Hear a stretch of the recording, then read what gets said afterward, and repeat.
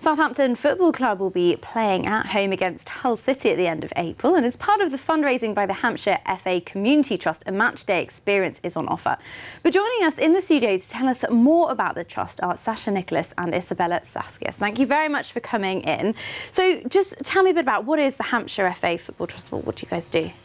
Well, just to give a bit of context, Hampshire FA have been around for quite a long time, since over 100 years, and very traditionally in terms of running football, operation of football, which is great. But then 15 years ago, kind of football development kind of really kicked in, and the FA started to put a lot of investment into grassroots football. And we felt we needed a mechanism really to try and support some basic grassroots areas which needed more attention and couldn't and was more difficult to support under a more traditional setup. So, what kind of areas are we talking? It's kind of disability football and social inclusion specifically. So we wanted to be able to have an opportunity to kind of fundraise, because otherwise people think, oh, why would we give money to Hampshire FA? Because they give fines for bookings and everything else. And it's like, well, actually we do a lot more than that. But to have something discreet where we could, as a charitable organisation, be an opportunity to attract funding through fundraising events and then deploy it specifically, ring-fence funds to specific, to either disability or social inclusion initiatives, and it's really given us that opportunity to do that. So that flexibility has really meant we'll be able to offer some great support to local initiatives. Because I mean, you've got things like amputee football. Yes. You've run schemes to get girls into football and people that are not traditionally kind of thought of as playing football. I mean, there's still that idea that football is, for young men, and that's just not the case anymore, is it? That's exactly right. I mean, I think the growth of female football in the last 15 years has been absolutely fantastic. But equally, in terms of opportunities for disability football, such as the amputee, which is great.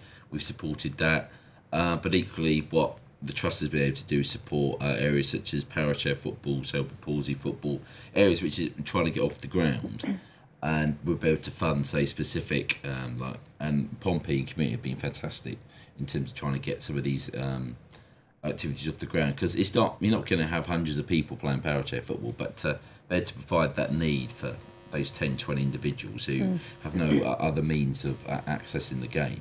It's made a real difference to their lives. And specifically, what is it that you fund when you say we fund this? What is it that you're... Well, in terms of specifically parachair football, the issue is you just can't turn up with a bag of cones and the ball.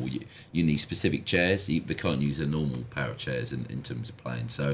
And the chair can cost like £5,000. Yeah, wow. And we need a bank of those in order to, so if someone turns up and is interested. Otherwise, it's just one person playing football, isn't it? Exactly, yeah. And so we've managed to fund for 2 chairs for the parachair setup, which is big. And they've been excellent at getting support through Pompey and the community and through other charities. But we've been just one of those groups that have helped them kind of generate that activity, and now they play in sort of South East Regional League. They've started playing in the National League, and it's been great to kind of help them on that journey, really. Yeah, I think we've done a report about them on here as well, which is fantastic to kind of meet these young lads like playing football and the rest of it. It was, really inspiring.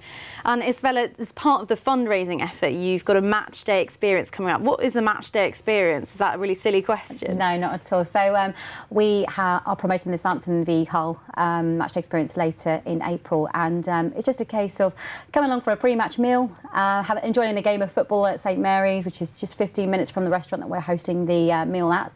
And it's just getting together, raising funds for obviously fantastic causes, and all that fundraising goes to our objectives, which is the Trust's objectives of disability football, inclusion and cohesion, and community coaching. So being able to put on those match day experiences, getting the community involved, getting the people there, and what better way to do so than, a curry, a nice meal, a nice game of football, and raising money, and it's going to good causes at the end of the day. So it's fantastic to be part of something like that. I mean, I think what we've found is there's a lot of charities out there doing fantastic work, and if you're just doing something to say, oh, support our charity, well, why would you support our charity rather than anything else? But if you offer something, an activity that people want to do, we do a race night, and we do these football experiences, and it's like, I want to do this anyway. They turn up, that's interesting, they're supporting that initiative. yeah, they don't mind chucking 10 quid in for a raffle. So it's just provided something that people want to do anyway, and then it kind of makes them feel good because actually we're also contributing to a good cause as well. I think the fantastic thing about it all as well is being able to go back to what you've initially supported and actually seeing the legacy that's been created, such as cerebral palsy football sessions. So at Pomley Community, it's fantastic to see it developing constantly. Great stuff, guys. Thank you very much for coming in and telling us all about it. Thank you. Thank you very much. Thank you.